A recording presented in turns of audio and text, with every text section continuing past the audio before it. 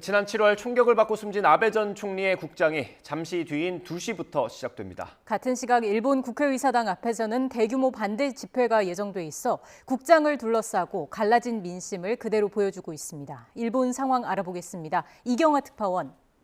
네, 도쿄입니다. 네, 국장을 앞둔 일본 분위기 어떻습니까?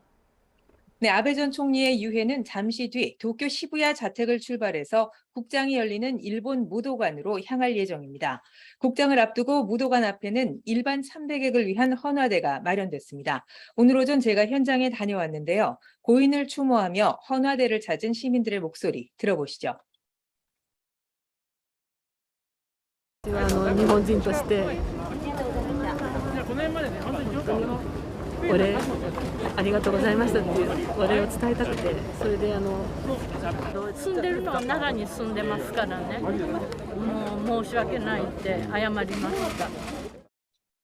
네, 이번 국장에는 일본 국내외 인사 약 4,300명이 참석합니다. 한덕수 총리가 이끄는 우리 정부 조문단과 해리스 미국 부통령 등 200여 개국 조문사절이 현장을 찾을 예정입니다.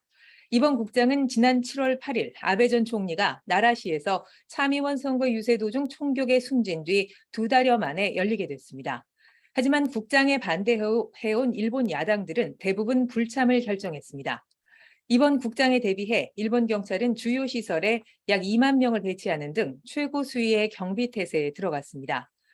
일본에서 전직 총리에 대한 국장이 치러지는 것은 지난 1967년 사망한 요시다 시게루 전 총리 이후 이번이 두 번째입니다. 당시에는 국장 당일에 전 국민 묵념과 유흥 오락시설 임시 휴업 등이 이어졌는데요. 이번에는 강한 반대 여론을 의식한 듯 기시다 총리는 조의 표명을 요구하지 않겠다고 밝혔습니다. 네, 국장에 반대하는 집회가 오늘까지도 열리고 있다고요? 그렇습니다. 오늘 오전부터 도쿄 등 각지에서 이미 집회가 시작됐습니다. 국장과 같은 시각 오후 2시 일본 국회의사당 앞에서도 대규모 반대 집회가 열릴 예정입니다.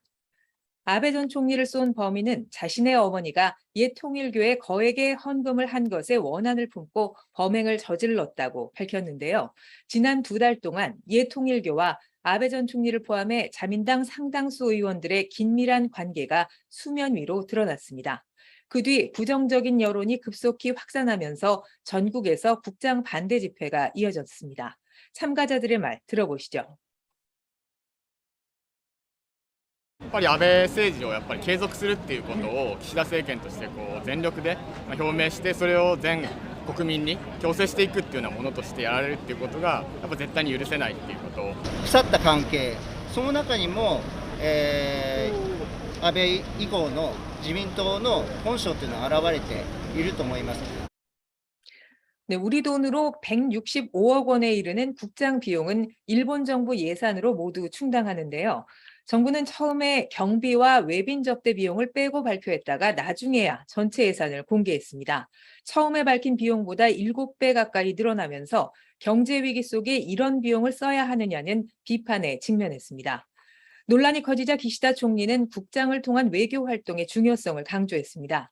하지만 이것도 G7 등 주요국 정상이 대부분 불참하면서 이렇다 할 성과를 기대하기 어려워졌습니다.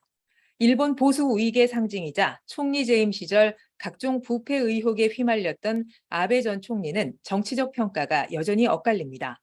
이런 상황 속에 기시다 총리가 강행한 국장 결정으로 내각 지지율은 20%대까지 추락했습니다.